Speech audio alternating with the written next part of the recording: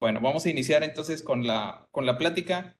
La verdad es un tema, estos dos grupos de medicamentos realmente son un grupo muy amplio y muy utilizado, y más en los hospitales de cardiología. Entonces, vamos a iniciar con los anticoagulantes y antes que nada una pequeña introducción. Sabemos que estos medicamentos se utilizan específicamente en unas enfermedades que son muy prevalentes en el adulto mayor, el tromboembolismo venoso y la fibrilación auricular. Hay que recordar que el 70% de los pacientes que presentan esta enfermedad pues son más de 60 años y son los que tienen un mayor riesgo de mortalidad y mayor riesgo de sangrado. También se conoce estadística acerca de los pacientes con fibrilación auricular, donde el 50% de ellos tienen más de 80 años, y en los pacientes que son hospitalizados por una fibrilación auricular, el 40% tienen fragilidad, lo que hace un poquito más complicado el tratamiento y la búsqueda de interacciones y riesgo de complicaciones. La terapia anticoagulante, como ya todos nosotros sabemos, se necesitan heparinas, que las heparinas son intravenosas y subcutáneas. Y se conocen las primeras heparinas no fraccionadas. Se derivan de ahí las heparinas de bajo peso molecular. Llegan después a nuestro haber y herramientas de tratamiento los antagonistas de la vitamina K, que ya son orales, los inhibidores directos de la trombina 2A y el factor XA, y el fondoparinux, que es subcutáneo, que también son dirigidos y son anticoagulantes ya directos, ¿verdad? Entonces, todas las herramientas que nosotros tenemos para tratar las diferentes enfermedades que pueden lograr condicionar trombos. Realmente no existe un anticoagulante ideal. Estas serían las características del anticoagulante ideal. Hasta ahorita no lo hay. De los anticoagulantes que tenemos, muchos de ellos comparten estas características y otras no. Una característica deseable de nuestro anticoagulante pues, sería que fuera de un inicio de acción rápida y por lo tanto no necesitaría un traslape de heparina como lo necesita la warfarina, que tuviera un índice terapéutico amplio y eso nos aumentaría la seguridad, que tuviera efectos secundarios mínimos y eso nos ayudaría a mejorar la adherencia, como veremos ahorita la warfarina, que es un dolor de cabeza en algunas veces, pero que todavía no podemos descartar como tratamiento en los adultos mayores. La administración oral, que sería la vía más conveniente, ya que algunos anticoagulantes pues solamente son de uso hospitalario, que tuvieran una respuesta predecible y eso nos ayudaría a tener una dosis fija, que no tuviera interacciones con medicamentos o con la terapia o con la fitoterapia, y eso no nos haría estar requiriendo un monitoreo más frecuente, que hubiera un antídoto disponible para una reversión rápida, ya que algunos anticoagulantes no lo tienen, y pues la otra es que sea costo efectivo. Hay algunos medicamentos que ya se les vencen las patentes y entonces eso da pie a que otros laboratorios los puedan realizar. Vamos a hablar un poquito acerca de la cascada de coagulación. La cascada de coagulación, es importante conocerla, no vamos a adentrar mucho porque pues sabemos que esto es algo que ya todos conocemos, simplemente para verificar los diferentes coagulantes donde tienen su acción. Sabemos que tenemos una vía intrínseca y una vía extrínseca. La vía extrínseca pues, es la principal responsable del inicio de la cascada y pues aquí están implicados en lo que es el factor 7 y el factor tisular. Esta vía nosotros la evaluamos a través del tiempo de protrombina, y la vía intrínseca pues es principalmente involucrada en la amplificación de lo que es la cascada y va a involucrar aquí factores como lo que es el 12, el 11, el 9 y el 8, ¿verdad? Y la manera de evaluarla en algunas ocasiones es con el tiempo de tromboplastina. Las heparinas, que fueron los primeros anticoagulantes que vamos a hablar al respecto, pues estos son anticoagulantes indirectos, no tienen una inhibición específica hacia algún factor de la coagulación. Por lo general, lo que inhiben es la antitrombina 3 y esto condiciona que también inhiban a los factores 12, 11, 9, 10 y inclusive el 8. A diferencia de los anticoagulantes orales, en específico los dependientes de la vitamina K, que tienen su efecto gracias a la gamma carboxilasa, que inactivan a la vitamina K, y estos afectan a lo que es a los factores dependientes de vitamina K, que viene siendo el 2, el 7, el 9 y el 10.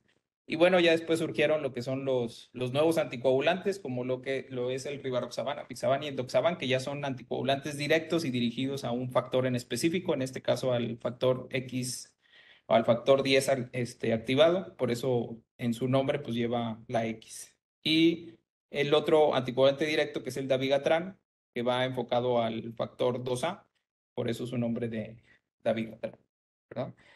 Y también tenemos otros heparinas, las heparinas de bajo peso molecular, que están enfocadas más en el factor 10 activado, y el fondoparinux, que también está dirigido hacia el factor 10 activado, pero que esos no hay una manera pues de controlar. O bueno, que necesitamos unos estudios séricos específicos para ver su monitorización. Bueno, a mí me gusta mucho hablar de la historia. En este caso, la historia para mí aporta elementos muy valiosos para comprender la biología vascular y la fisiología de la hemostasia y la trombosis.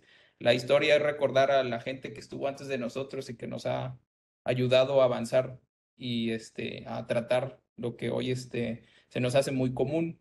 En primer lugar, pues la heparina en 1916 fue descubierta por Jane McLean. En el 2024 va a cumplir 108 años de haber sido descubierta.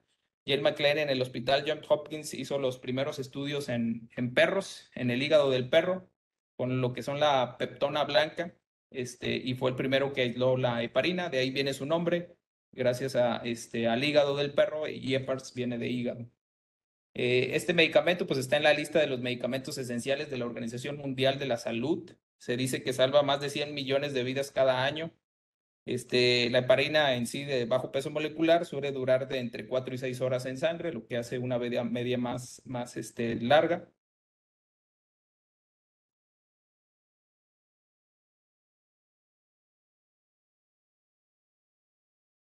Bueno, ¿se dejó de compartir? Sí, se dejó de ver la pantalla. Ok, voy a iniciar otra vez.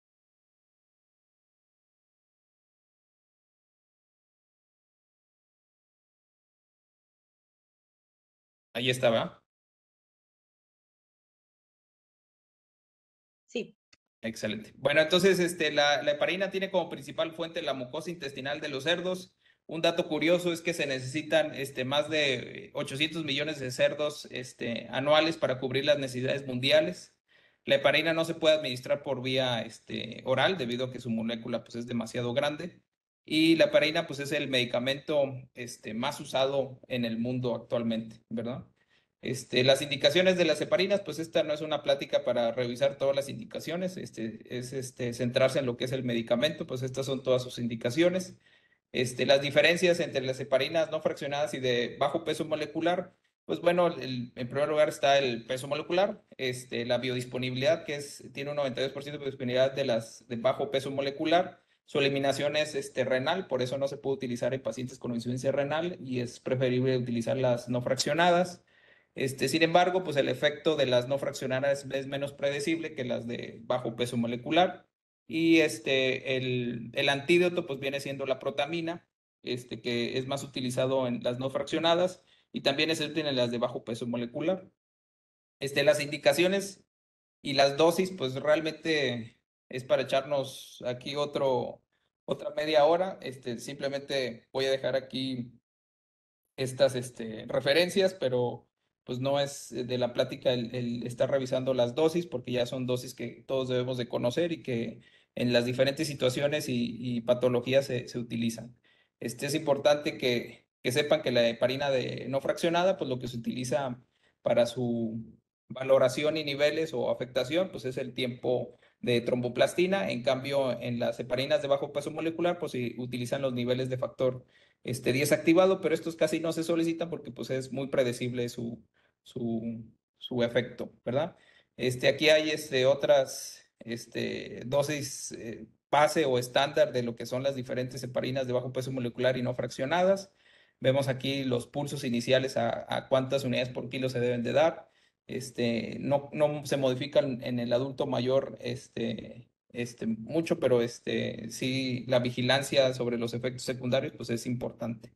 Y hablando de esos efectos, pues hay que recordar que las heparinas pues tienen un riesgo importante de hemorragias en un 10 a un 30%. Los más predisponentes pues son los ancianos y los alcohólicos crónicos. Condicionan trombocitopenia en un 25%. Esta puede ser reversible y transitoria y esta va vinculada a la dosis y al tiempo de utilización de las heparinas. También se ha visto que afectan lo que es el metabolismo óseo, provocando osteoporosis. Realmente todavía no se sabe la razón, pero se cree que afectan lo que es a los osteoclastos. Puede haber reacciones alérgicas cutáneas y en un 5% algunos pacientes pueden desarrollar resistencia a la heparina. Todos estos efectos pues, son más comunes en las heparinas no fraccionadas y pues lo que les había dicho, en insuficiencia renal no hay que dar las heparinas bajo peso molecular, pero sí las no fraccionadas. Por lo general, las heparinas tienen limitaciones muy importantes. La limitación, pues que la heparina no fraccionada pues, es de administración parenteral y hospitalaria, por lo tanto, estas no las podemos dar en forma ambulatoria. El mecanismo de acción es indirecto, como ya les había dicho, no está dirigido a un factor en específico, por lo tanto, es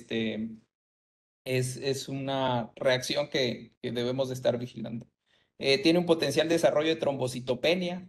Se menciona que esta se puede presentar de 4 a 15 días posuso de la heparina, por eso hay que tener en cuenta el monitoreo de la cuenta plaquetaria una vez haciendo su posuso. Y tiene una influencia negativa, lo que les había mencionado, de la osteoporosis, pero esto se ha vinculado al uso crónico. Se menciona que de 3 a 6 meses y cuando se utilizan más de 15,000 unidades al día. Y por esa razón, pues muchas veces las heparinas son un medicamento que solamente se utiliza de forma intrahospitalaria. Hablando de lo que son los anticoagulantes orales, la historia y el descubrimiento de estos medicamentos realmente es muy interesante. Este es el Melilotus officinalis, que fue el que ocasionó la famosísima enfermedad de Meliloto en los años de 1920.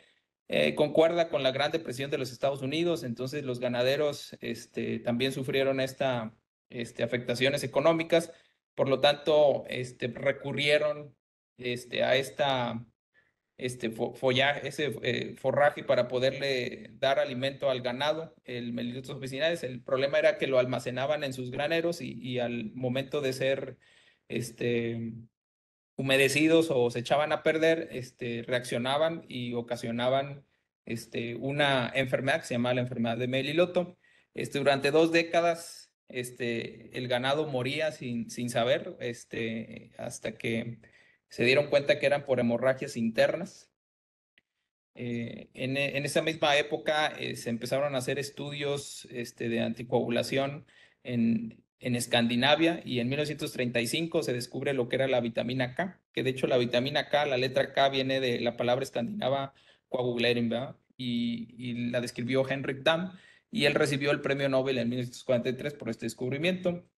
En cuanto a la enfermedad de Melilota, pues eh, allá en Wisconsin, un investigador, Carl Pauling, en 1940 empieza a hacer estudios acerca de la flor de Meliloto y empieza a desarrollar algunas referencias de productos, encontrando a la cumarina, que fue encontró que era la sustancia que era la que hacía la hemorragia, y también en sus estudios hace la relación con la vitamina K. Sin embargo, la cumarina no era alterada por ninguna afectación hasta que fuera oxidada y esto desencadena lo que era la warfarina y lo que es el acenocumarol. También él regresó de la guerra, estando en el hospital, encontró una noticia que estaba Nueva York invadido de ratas. Como había hecho experimentos con estas sustancias, pues yo creo que se preguntó, pues si esta sustancia mata ganado, pues que no mate ratas. Y de ahí salió el veneno para ratas, el WARF 54, que fue la sustancia que utilizamos. De hecho, la famosa palabra warfarina, pues viene de las siglas del instituto que lo patrocinó a él para realizar sus investigaciones, de la Wisconsin Alumni Research Foundation. Y el uso clínico en humanos no fue hasta que un marino estadounidense, despechado por una chica francesa, se quiere suicidar con veneno de ratas y al ver que no moría, acude a un hospital y se dan cuenta que tiene los tiempos de coagulación prolongados. y no es aprobado su uso clínico hasta 1955, inclusive el presidente Eisenhower en esa época que tuvo un infarto, empieza a utilizar la warfarina como tratamiento. Y a partir de ahí, pues el anticoagulante oral que conocemos, que la warfarina se volvió el estándar de oro para todas estas enfermedades de fibrilación auricular y tromboembolismo. Entonces aquí tenemos a la warfarina y a la cenocumarol. Es el anticoagulante de elección y ha sido el estándar de oro para uso crónico. Ya sabemos que se utiliza en prevención de eventos vasculares, en pacientes con FA, en pacientes que tienen prótesis mecánicas en el corazón y la prevención primaria y secundaria del tromboembolismo venoso. Las presentaciones que tenemos aquí hay algunas. Sin embargo, sabemos todos nosotros que la warfarina implicaba un reto muy importante y más en el adulto mayor. Hay que recordar que el adulto mayor pues tiene cambios en la distribución corporal, ya sabemos todo lo que nos han dicho nuestros profesores, ¿verdad? Menos agua, más grasa y menos masa muscular. Y esto pues también altera la cinética de la droga. También hay una limitación de lo que es el consumo de la vitamina K, que esta se procesa en vía digestiva y entonces puede haber una disminución de la absorción que confiere una menor habilidad de sintetizar estos factores. También en sí, el medicamento pues tiene una alta variabilidad, es afectado por muchos medicamentos y mucho tratamiento fitoterapéutico, ¿va? Que vienen siendo las famosas hierbas medicinales. Y en algunos estudios han referido que las dosis iniciales de warfarina se consideran muy altas para el 82% de las mujeres y el 65% de los hombres de mayores de 70 años. Y pues esto hacía muy difícil la vigilancia, es lo que se tenía y se tenía que hacer, pero la atención médica, la monitorización, los esquemas de tratamiento pues eran muy complicados y esto aumentaba lo que era el riesgo de sangrado y a veces había pacientes que no tenían un subtratamiento. Y hablando de ese tratamiento, pues en algunos estudios se demostró que pues, la warfarina tenía una ventana terapéutica muy estrecha. Se demostró que aquellos pacientes que no desarrollaban isquemia o hemorragia intracerebral, pues tenían que tener un INR entre 2 y 3, ¿verdad? Si fuera menos de ese INR, se aumentaba el riesgo, o más de ese INR, pues también se aumentaba el riesgo, más que nada de hemorragia. Actualmente se permite de 2 a 3.5 más o menos, pero el hecho es que la ventana terapéutica de la warfarina pues es muy estrecha. Y el otro era la permanencia en rango terapéutico. En este estudio se demostró que el hecho de tener en rango terapéutico al paciente menos del 65%, pues era lo mismo que dar clopidogrel y aspirina. En cambio, si era mayor del 65% la permanencia del rango, pues realmente era muy beneficioso para prevenir todas las afectaciones que ya conocemos. Entonces, era una ventana estrecha terapéutica y la permanencia del rango terapéutico pues era necesaria por lo menos por arriba del 65%. Esta es una gráfica que yo creo que resume todo, que es algo que deben de apuntar, yo creo que la referencia, porque ya es el resumen de todos los estudios que se han hecho y donde se avala qué tratamientos son efectivos. En lo que son las columnas tenemos las enfermedades y lo que son las filas, pues tenemos los nuevos anticoagulantes orales. Como estamos hablando de warfarina, pues vamos a ver en qué enfermedades ahorita en nuestra actualidad es necesario dar tratamiento con warfarina más que con los nuevos anticoagulantes o los anticoagulantes directos, ¿verdad? Entonces vemos aquí que los pacientes que tienen lo que es el triangulito, perdón, el rectángulo rojo con un sobreagregado ahí rojo, ¿verdad? Déjenme ver si puedo sacar. Ay, perdón. A ver, aquí.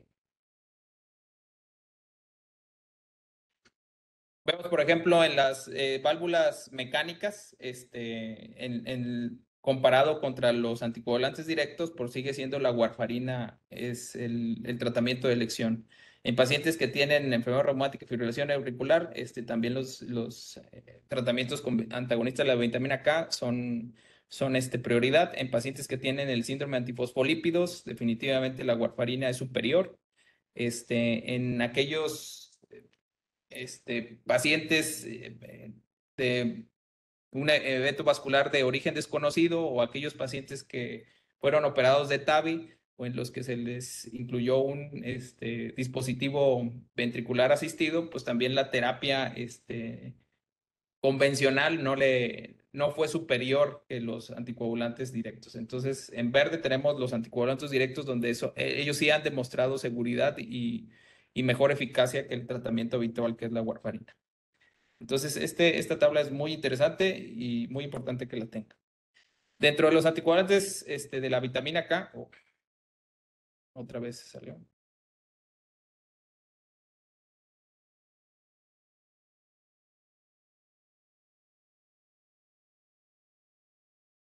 Disculpa. Ahí está.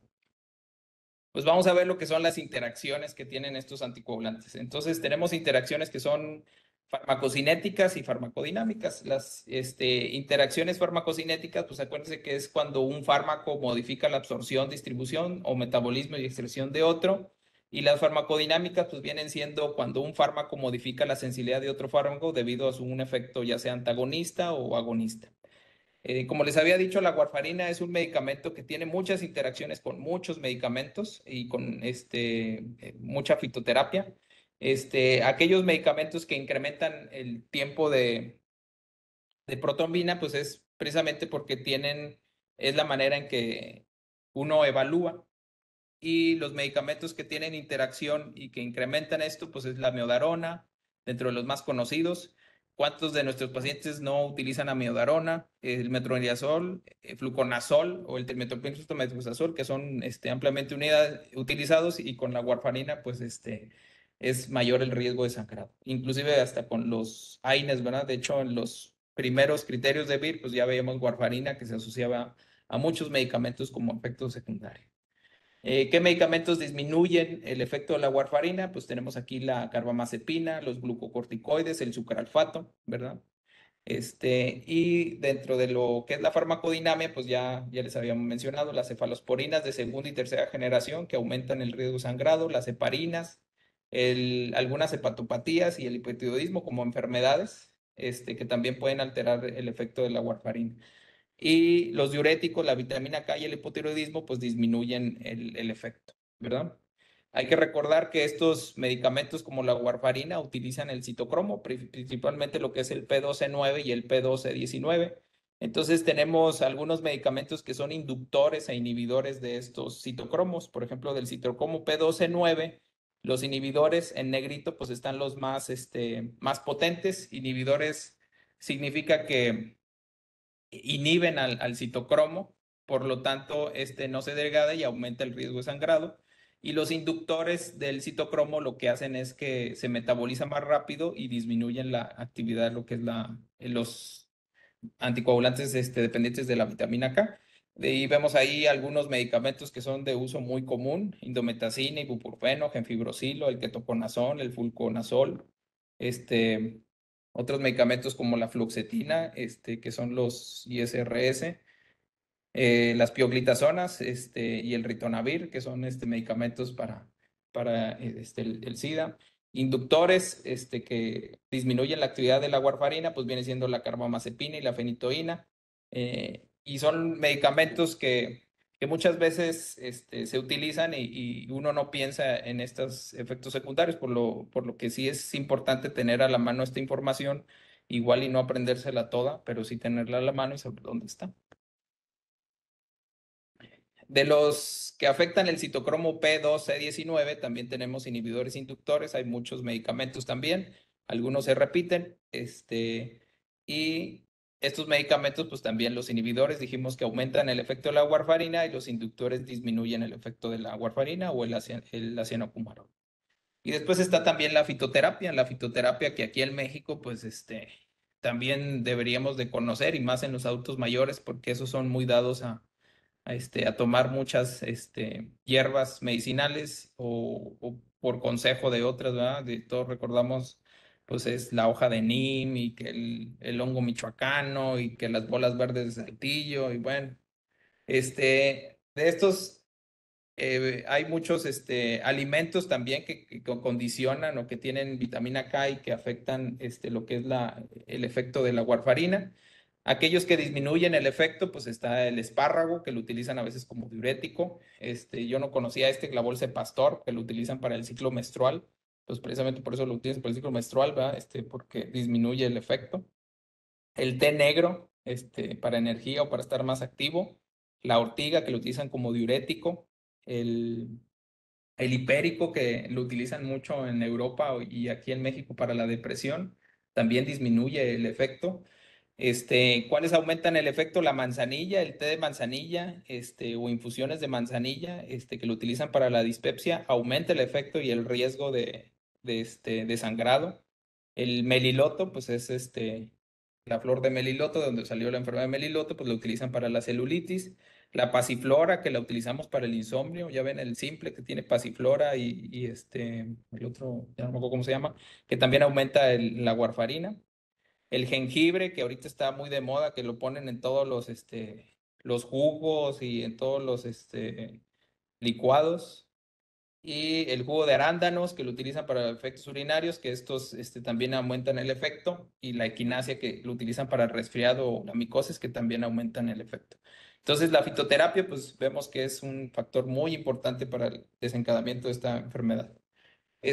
Una cosa interesante que pasa con la warfarina o con los medicamentos antagonistas de la vitamina K es que siempre se tiene que hacer una terapia puente, por ejemplo, en las enfermedades tromboembólicas venosas, a veces el tratamiento lo dividen en fases. Y en la fase aguda se prefiere que se utilice una heparina de bajo peso molecular o una heparina no fraccionada, que se espere 5 días para iniciar lo que es el inicio de la warfarina, para que haga su efecto. Y tiene una interesante razón de ser de por qué tiene que utilizarse este traslape. La situación es que la warfarina, al inhibir los factores de coagulación dependientes de vitamina K, también inhibe otras proteínas, que es la proteína C y la proteína S. Y estas son inhibidores que inhiben a los factores. Y entonces en esos días en los que es afectado por la warfarina, está en un estado procoagulante, entonces por eso es necesario hacer el traslape de heparina hacia warfarina. También aquí se han hecho estudios.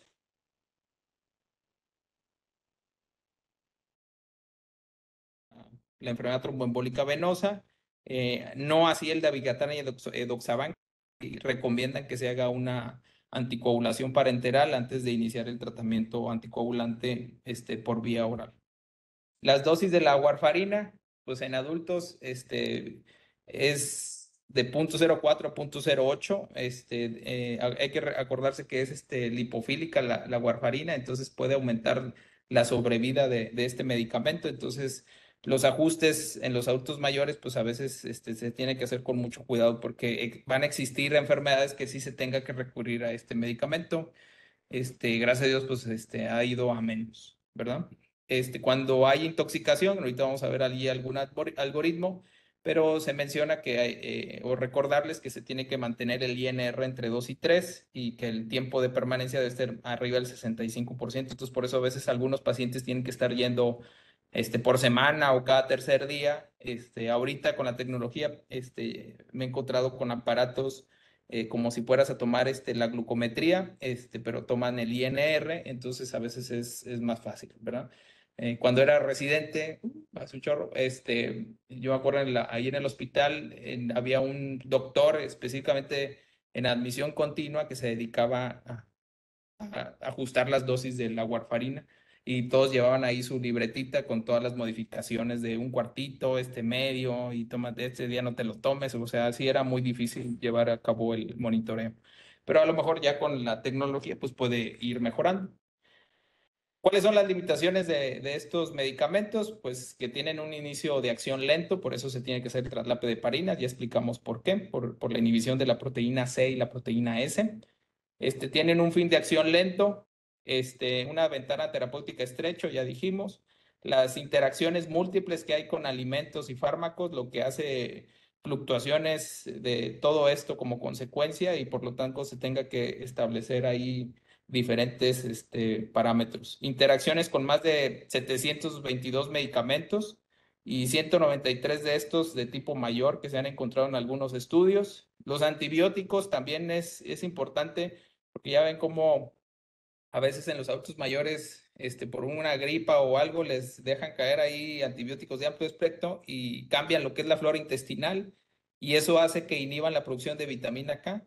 Entonces, todas estas limitaciones ha hecho que rápidamente la warfarina haya sido sustituida por los nuevos anticoagulantes orales.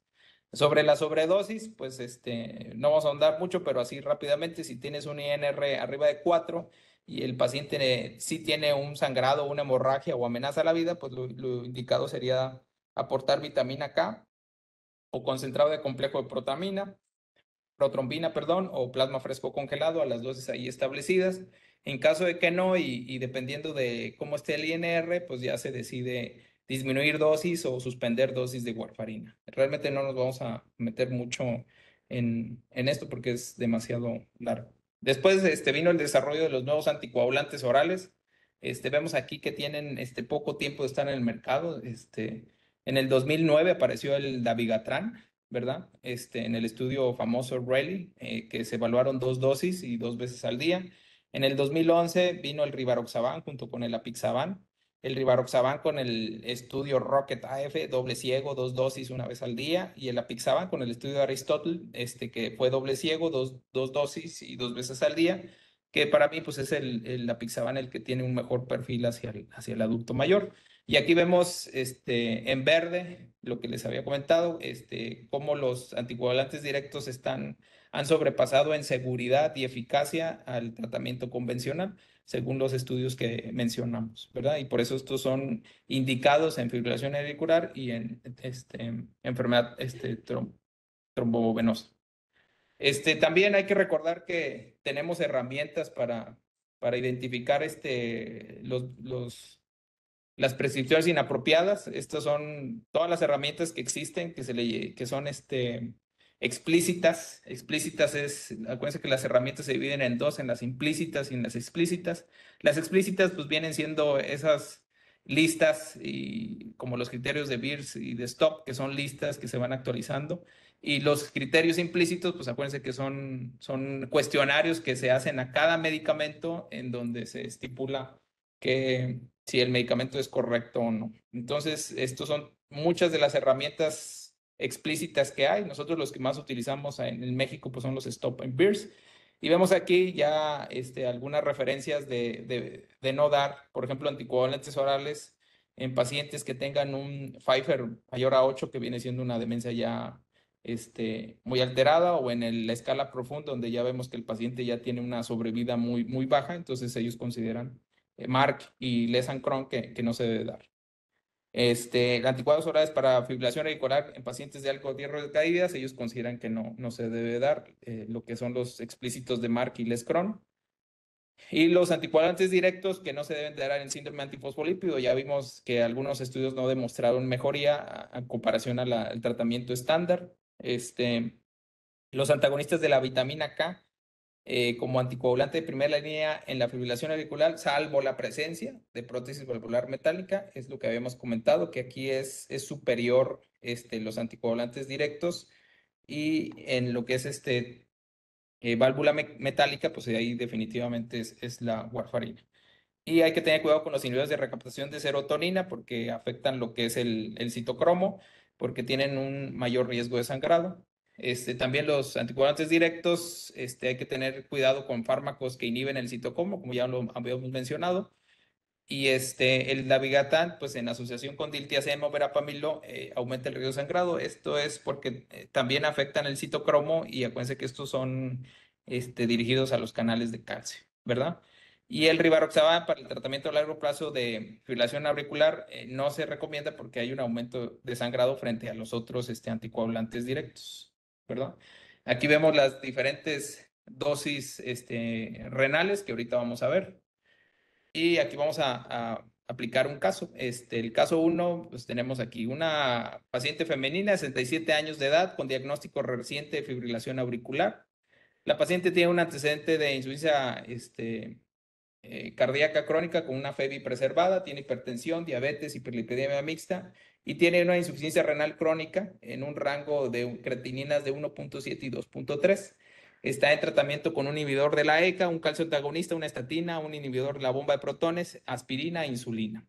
Esta paciente definitivamente necesita tratamiento anticoagulante, entonces, ¿cuál iniciarías?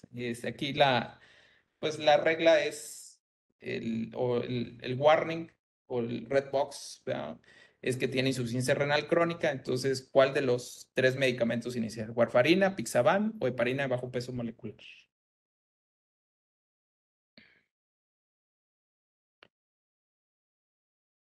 Ya están participando, mencionan algunos que heparina, otros que apixaban, dos más que heparina. ¿Ok? Bueno, habíamos mencionado que la heparina de bajo peso molecular estaba contraindicada en la insuficiencia renal crónica porque se eliminaba por vía renal y esto podía incrementar el riesgo. Y pues estoy de acuerdo en utilizar warfarina o un anticoagulante directo, uno de los dos. Sin embargo, en los estudios que vamos a ver a continuación, demuestran que el anticoagulante directo, apixaban y todos los demás han demostrado una mayor, seguridad y perfil más que la warfarina, ¿verdad? Em, en insuficiencia renal hay que recordar que la fibrilación auricular facilita la progresión de insuficiencia renal y la insuficiencia renal incrementa la prevalencia de fibrilación auricular. Se dice que la insuficiencia renal incrementa 2 veces el riesgo de tromboembolia, de enfermedad tromboembólica. El 60% de esto ocurre en mayores de 60 años. 25% de los hospitalizados tienen, y que ingresaron por una enfermedad tromboembólica tienen una insuficiencia renal de moderada a severa. El problema con la warfarina, pues es que hay una alteración en la adherencia de proteínas plasmáticas. Se han hecho estudios y se ha encontrado que en pacientes que tienen insuficiencia renal el ajuste es más estrecho, comparan 22 contra un 12%, y la permanencia en rango terapéutico es significativamente menor en pacientes que tienen insuficiencia renal. Y el hecho de haber una sobreanticoagulación, o sea, tener un INR arriba de 4, en el paciente con insuficiencia renal es 4 veces más el riesgo. Definitivamente ya en algunos estudios nos han demostrado que a mayor edad la función renal va disminuyendo. Entonces, muchos de nuestros pacientes pues no tienen una función renal óptima.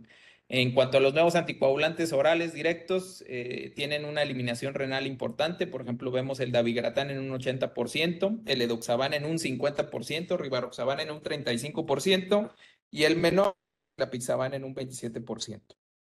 En algunos problemas agregados, como procesos infecciosos, falla cardíaca o algo, amerita una revaloración del tratamiento. Y pues lamentablemente la mayoría de los estudios que se han hecho, pues excluyen a pacientes que tengan una función renal por abajo de 30 mililitros por minuto.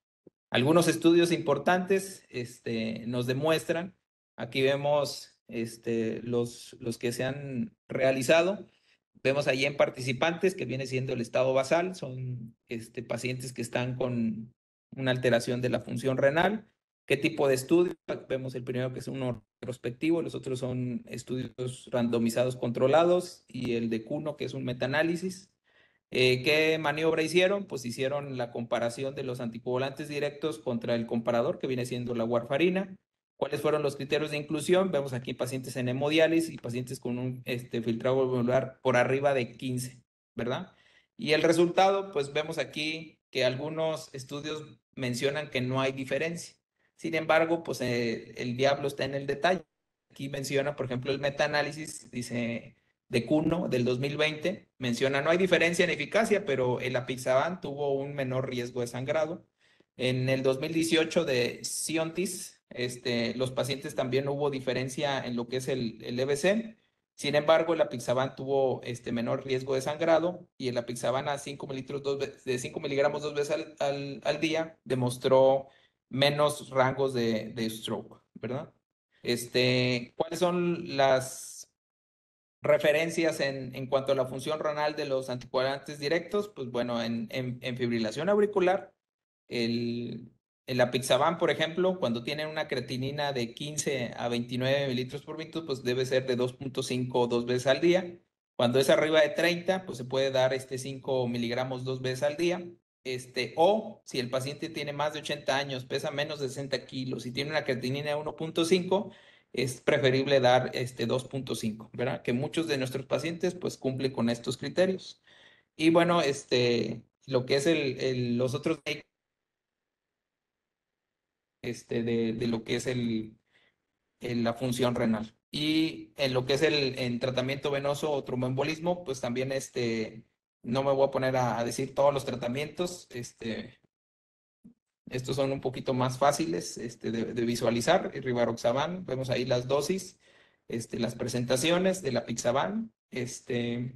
Cuando es menos de 15, pues se da 2.5 2 veces al día. Y cuando es menos de 15, pues realmente no está recomendado. Por lo tanto, estos medicamentos pues tienen que revalorarse con volantes de la vitamina K. El Edoxaban y el Dabigatran, que también están aquí sus dosis de afectación. ¿Y cuál es la interacción droga-droga de estos medicamentos? Pues estos, como ya les había mencionado, afectan lo que es el citocromo P450. Ya habíamos dicho que los citocromos P450 existen inhibidores e inductores. Los inhibidores, pues ya dijimos que aumentan el riesgo de sangrado y los inductores disminuyen la efectividad de estos medicamentos. Aquí vemos los medicamentos que más afectan a estas drogas, ¿verdad? Verapamil, los AINES, el citalopram tienen más riesgo de sangrado, ¿sí? La famosa hierba de San Juan, que también tiene efectos de disminuir el efecto de estos medicamentos. También las heparinas, pues también se tienen que hacer ajustes en cuanto a su función renal, pero estos ya están contraindicados cuando ya están a menos de 20 minutos por minuto. El caso 2 es una mujer que utiliza un auxiliar de la marcha, 91 años, visita de rutina para volar su estado de marcapaso. Se lo pusieron secundario a un TAVI o a una recambio por medio de catéter de la válvula aórtica. En su trazo de electrocardiograma evidencian una fibrilación auricular. El paciente tiene tabaquismo positivo, enfermedad pulmonar obstructiva crónica, diabetes, neuropatía periférica, osteoporosis, una insuficiencia cardíaca con FEBI preservada, y pesa 45 kilos. Tiene una creatinina de 1.3, hemoglobina de 13 y un IRR de 1.1. Está tomando clopidogrel, bisoprolol, simvastatina, furosemide, insulina y empaglifosina. El anticoagulante, aquí ¿cuál utilizarían? Un anticoagulante directo, o warfarina. ¿Cuál es superior en cuanto a seguridad y eficacia? Este paciente pues es una edad avanzada, tiene 91 años, tiene un riesgo de caídas elevado, tiene fragilidad y tiene polifarmacia. Entonces, ¿qué medicamento sería más conveniente para este caso? ¿Un anticoagulante directo o una warfarina?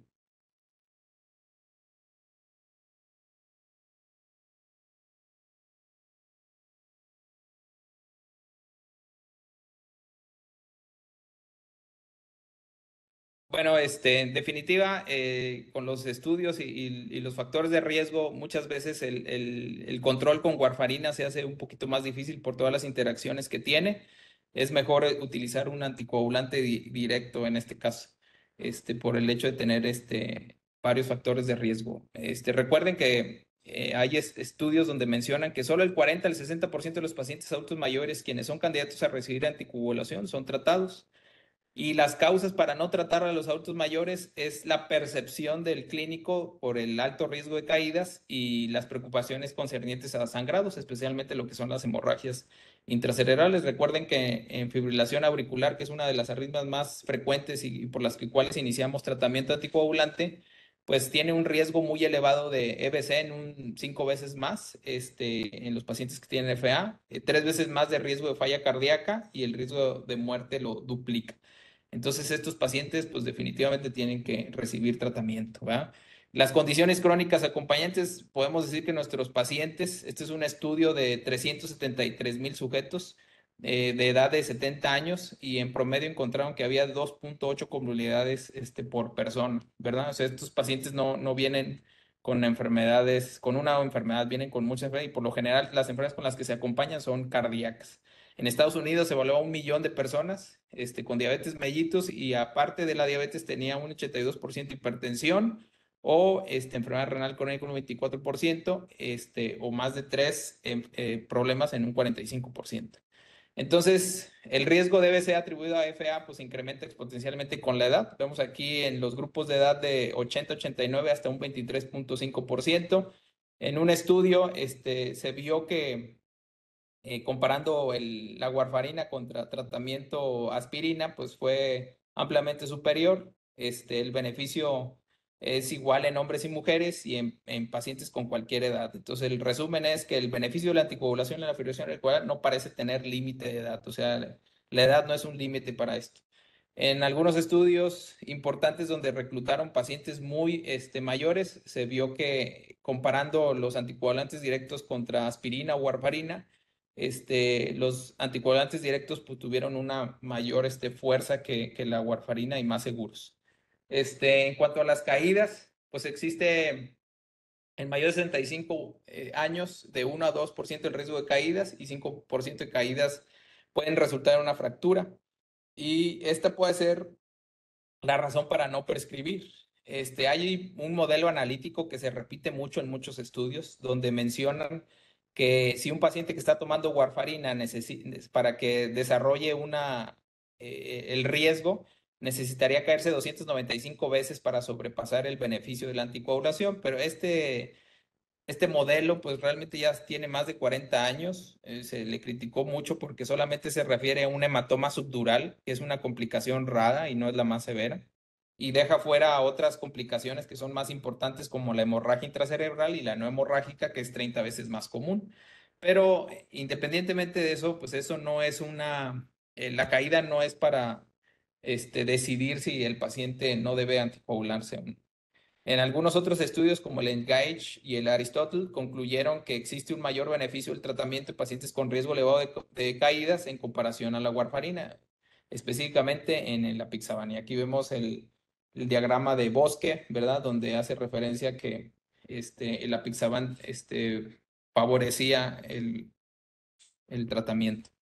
Y en cuanto a la polifarmacia, pues estos pacientes tienen una polifarmacia muy importante. Este es un estudio donde encontraron que a mayor polifarmacia, más de 8 drogas, pues el riesgo de mortalidad, de sangrado mayor y de stroke, inclusive se veía más en warfarina que en apixaban. Me imagino que por el riesgo de interacciones que tenía la warfarina. Este es el caso 3, un hombre de 64 años que pesa 125 kilos, que está programado para cirugía bariátrica, se presenta urgencia por trombosis venosa profunda, y tiene hipertensión, SAOS. Entonces, en pacientes con pesos extremos o muy bajos, ¿qué tan eficaz es el medicamento? Si la concentración máxima de los medicamentos se cambia.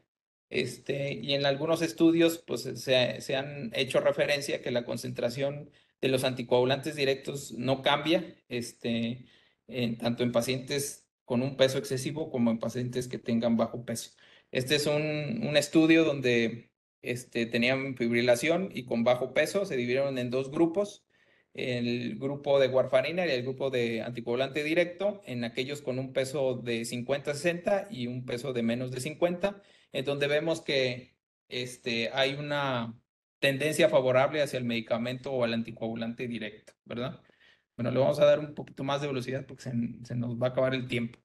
Y pues nos mencionan que en la cirugía bariátrica, pues el anticoagulante directo pues es el más importante. En cuanto a anticoagulación y los pacientes que tienen EBC, es recurrente como una prevención secundaria después de que estaban utilizando un anticoagulante directo, pues bueno, está algunos factores de riesgo que tenemos que tomar en cuenta, que a pesar de estar tomando el anticoagulante directo pueden desarrollar EBCs, y se ha visto que los factores de riesgo para hacer eso era que tenían hiperlipidemia, que tenían un CHA2 muy alto, y que tenían un alargamiento, una hipertrofia de la aurícula, ¿verdad? En prevención secundaria se hizo un estudio donde dio un evento vascular cerebral, y el segundo tratamiento que iban a iniciar, ¿cuál debería ser? Entonces dividieron en 4 grupos. Siguieron dando en el primer grupo el mismo anticoagulante directo. En otro grupo cambiaron de anticoagulante directo.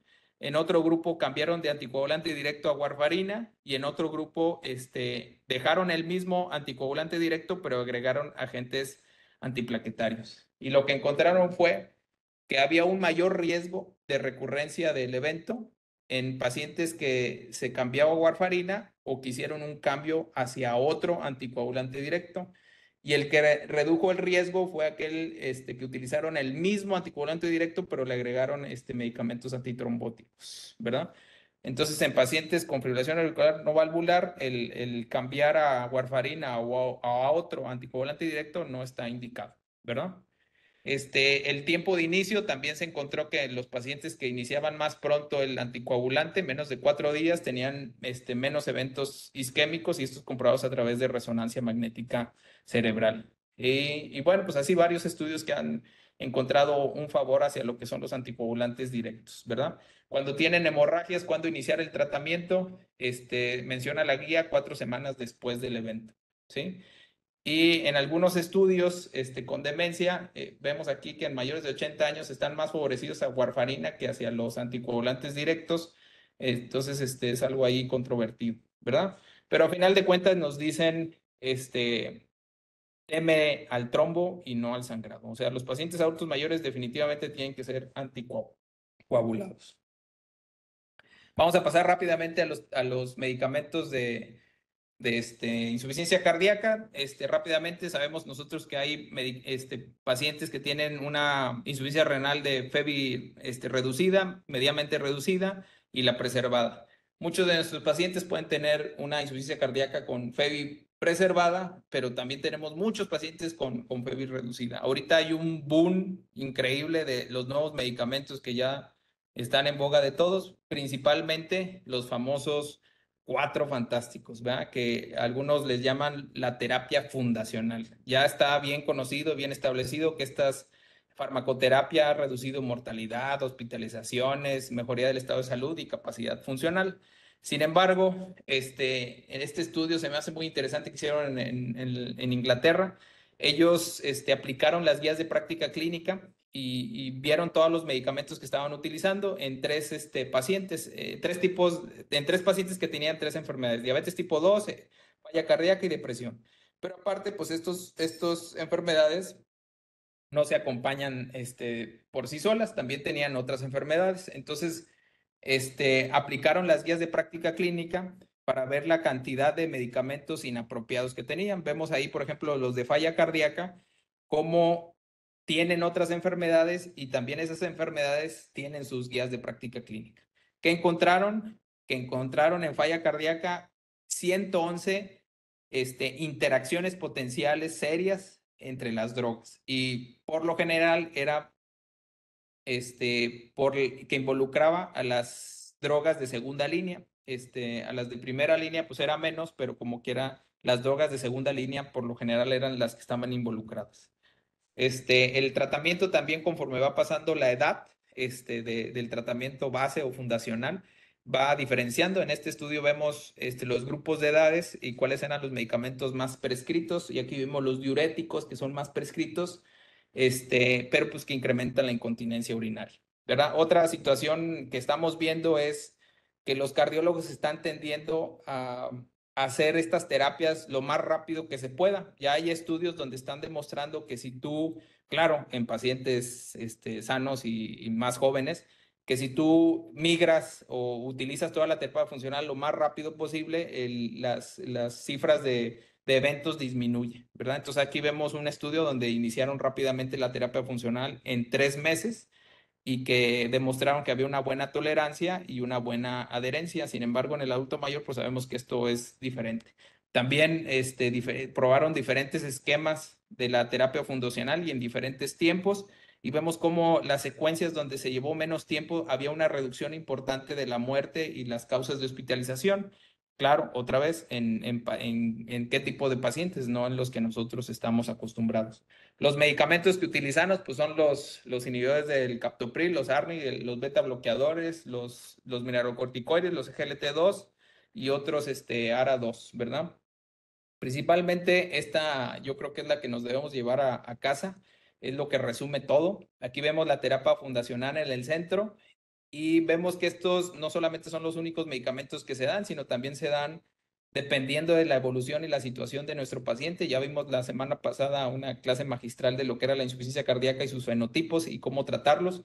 Sin embargo, pues aquí también nos ayudaría en cuanto al paciente con insuficiencia cardíaca y presenta, por ejemplo, fibrilación auricular, pues le tienes que dar ahí anticoagulante, digitálico si la respuesta ventricular está elevada. Si tiene un QRS ancho y un bloqueo de rama izquierda, pues tienes que poner ahí un resincronizador. Y vibradina, si ya le diste la terapia funcional y el ritmo sinusal todo está por arriba de 70, pues le puedes dar vibradina. Entonces no vamos a revisar todos. Otros medicamentos que dan son los diuréticos de ASA, los inhibidores de los canales I, ¿verdad? Me llamó la atención porque la F es de funny, o sea, canales graciosos, así le pusieron. La digoxina, que todavía se utiliza mucho en México. Realmente los efectos adversos y los síntomas pues son muy variados. A veces es muy difícil determinar cuáles son porque estos pacientes llegan con una polifarmacia muy importante. Estos son algunos de los que presentan. Los medicamentos, aquí podemos explicar algunos, por ejemplo, el angiotensinógeno, el riñón libera renina, lo que lo transforma en angiotensina 1. Después, por efecto de la enzima convertida en angiotensina, lo convierte en angiotensina 2 y estos migran a lo que son los receptores de angiotensina para liberar aldosterona. Aquí los inhibidores de la IECA entran para bloquear lo que es la angiotensina 1, angiotensina 2, pero aquí es una interesante, también bloquea y deja o eleva la bradiquinina, y la bradiquinina es precisamente la causante de los efectos secundarios de los priles, ¿verdad? La tos y la angioedema, esa consecuencia de que también el inhibidor afecta la bradiquinina y hace que esta tenga su efecto, ¿verdad? En esta tablita les puse los medicamentos y sus vaya, equivalentes en cuanto en Alapril y ARA2. Esos son los medicamentos que más utilizamos. ¿Qué riesgos tienen? Los inhibidores del IECA tienen riesgo de hipercalemia en un 1%, pero los ARA2 en menor proporción y los de la aldosterona pues en una mayor proporción del 2%. La tos, ¿en qué porcentaje se presenta? Los ARA2 casi no presentan este efecto. Vemos que es porque afectan a los receptores de angiotensina 1. Y el riesgo de pancreatitis es mayor en los ARA2 que en los IECA. Entonces, en pacientes que tengan antecedentes de pancreatitis, pues estos medicamentos definitivamente no los podemos dar, y el riesgo de angioedema también. Y de la aldosterona, que es el espirolactona, pues el riesgo de ginecomastia debido a la actividad antihidrogénica. Ya no vamos a hablar acerca de los efectos favorables que tienen estos medicamentos y que logran ayudarnos a maximizar lo que es la insuficiencia cardíaca, ¿verdad? Después vamos a hablar acerca de los mineralocorticoides, la eplerenona y la espirolactona, que están sus dosis de inicio, 12.5 en el adulto mayor. A veces nos tenemos que ir con dosis bajitas en ellos. Sabemos de su efecto, los beta bloqueadores, bisoprolol, carvedilol, el succinato de metoprolol y el nebivolol, que son cardioselectivos, a qué dosis y qué dosis máximas debemos de darlos, que también han demostrado reducción de la mortalidad y que en caso de que tengan una filtrado bajo de 40, pues requieren de ahí de un ajuste terapéutico. Recordemos que hay beta receptores de primera, segunda y tercera generación, y hay algunos que son beta 1 selectivos, que son nuestros cardioselectivos, que son los que más utilizamos, que es por fuera el bisoprolol y el carvedilol, y el de tercera generación, que es el nebivolol, a las dosis que están ahí establecidas, ¿verdad? Los inhibidores de la neprilicina, el famoso Entresto, que ya en 2 años se le acaba su patente, entonces vamos a empezar a ver este medicamento cómo se abarata.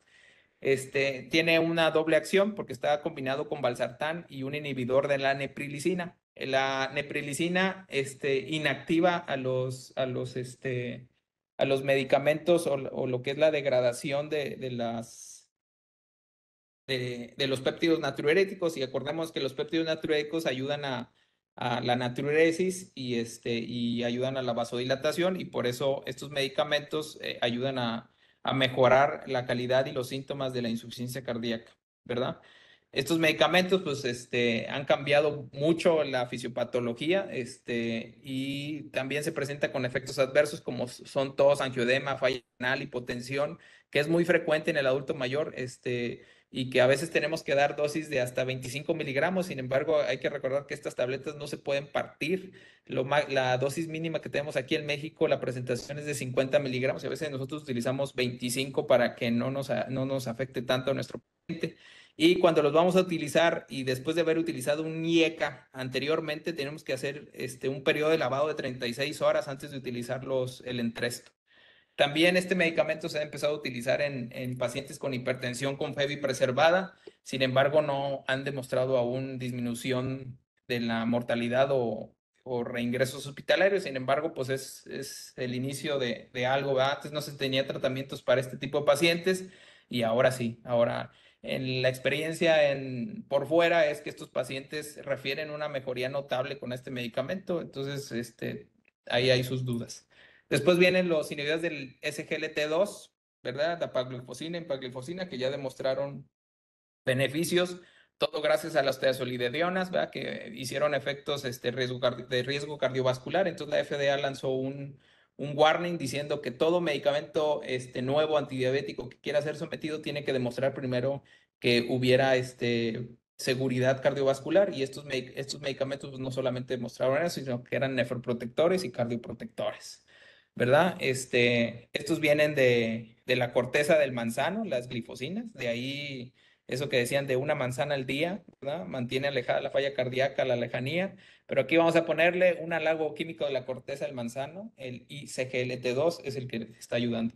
¿Dónde actúa? Pues en los receptores CGLT2, lo que hacen que tiren glucosa y sodio, hacen una vasoconstricción de la arteriola deferente y por eso son nefroprotectores y tienen otros efectos a nivel sistémico que hace que sean cardioprotectores. Ya se demostró en diferentes estudios toda su eficacia. Inclusive también en insuficiencia renal se están corriendo estudios donde ya se está pudiendo utilizar en falla renal crónica. Y aquí hacemos una pregunta: ¿en qué condiciones continúa su 2? Diarrea, hipotensión, tinnitus o vómito. Acuérdense que estos medicamentos son glucosúricos, entonces también la medición de sodios urinarios, el riesgo de infecciones recurrentes o de infecciones genitales o infecciones por lo que son infecciones micóticas, es un factor importante para no utilizarlos. Y pues la realidad es que, por ejemplo, yo ya he tenido 1 o 2 pacientes que han tenido este tipo de infecciones y lamentablemente se los he tenido que quitar porque después se tiene que utilizar fluconazol y ketoconazol y ya vieron ahí las interacciones que puede tener en el citocromo. Bueno, definitivamente, ¿en qué condiciones continuas? En tinnitus. En diarrea, hipotensión y vómito, pues el paciente lo vas a deshidratar más y va a hacer que pierda más, eh, más líquido. La sintomatología de estos medicamentos, pues definitivamente son mareos, algunas afecciones. Vamos a pasar esto porque ya estamos.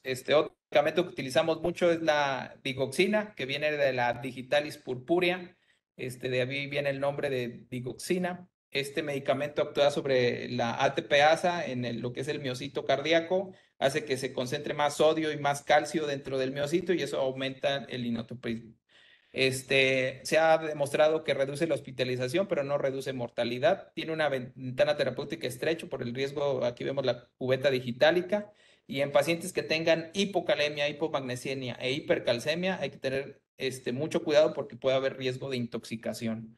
Es un fármaco que ya en los diferentes materiales explícitos nos dicen que no puede ser utilizado. Por ejemplo, en sistólica ventricular conservada no se puede utilizar. Como primera línea para fibrilación auricular o insuficiencia cardíaca reducida tampoco, porque hay alternativas más eficaces.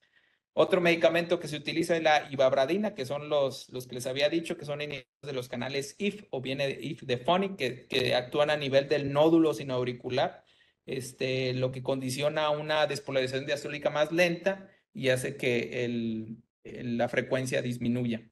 Tiene un efecto muy interesante, un efecto adverso que se llama el luminous fenómeno. Mencionan los pacientes que sienten que está más iluminado o su visión se hace más iluminada, como si estuvieran con efectos luminosos muy, muy intensos. También provoca bradicardia, bloqueo.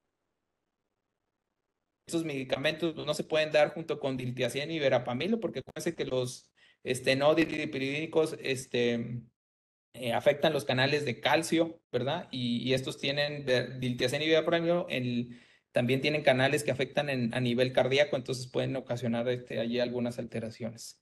Otros medicamentos, por ejemplo, el cilostazol, que es muy utilizado por angiología, que es un vasodilatador arterial, condiciona o afecta o desencadena la insuficiencia cardíaca. El diltiazem y el verapamilo tampoco en insuficiencia cardíaca se debe de utilizar.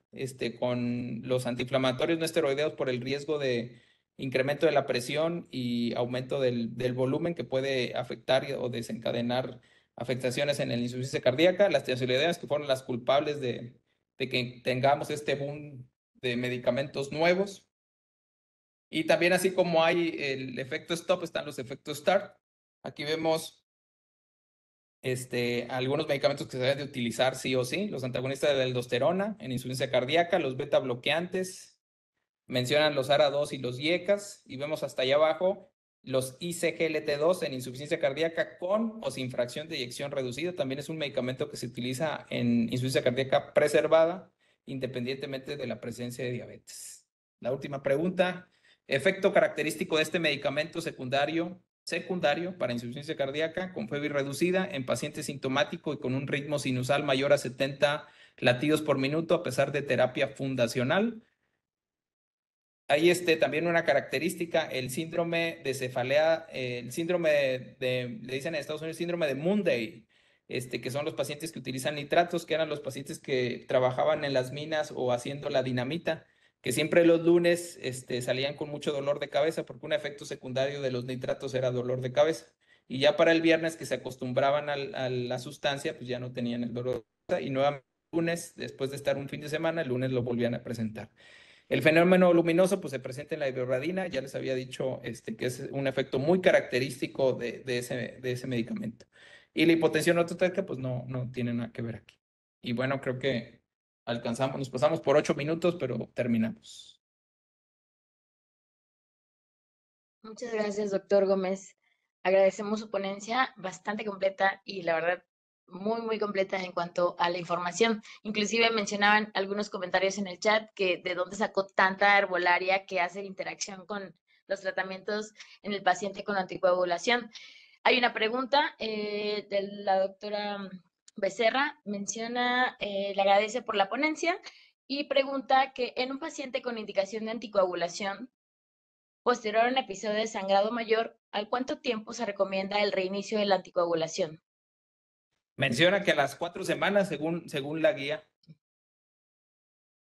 Muy bien. Sí, Muchísimas también, gracias. también me faltó ahí ponerles historia de la aspirina, pero esa ya la dejamos en otra ocasión. En otra charla será, por supuesto. Sí. Muchísimas gracias, Doc. Debido al tiempo, agradecemos mucho su participación. Antes de concluir la sesión, queremos recordarles del Congreso, el tercer Congreso de la Academia Mexicana de Geriatría, que se va a llevar a cabo en la ciudad de Monterrey los días 5, 6 y 7 de junio del presente año. Recuerden, están todos invitados.